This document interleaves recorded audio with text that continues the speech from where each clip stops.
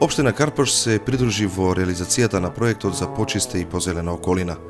Административците зедоа учество во оваа акција која се спроведува на есен и на пролет. Општина Карпош ја поздравува оваа акција Македонија без отпад.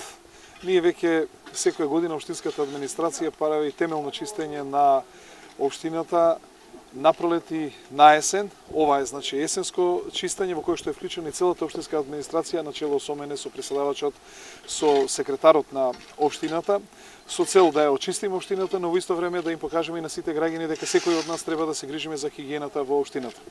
Во изминатиот временски период вложивме многу труд и многу средства за одржување на хигиената во општината. Резултатите се евидентни и ова место на кое што денеска се наоѓаме, тоа е единствена дива депонија на територија на општина Карпош. Морам да кажам дека на почетокот кога започнавме со вакви активности и првото чистење на општина Карпош сврливме 540 камиони со шут, смет и друг отпад, што значи дека трудот што го вложивме и ние, и граѓаните, и службите кои што ги имаме, дава одличен резултат.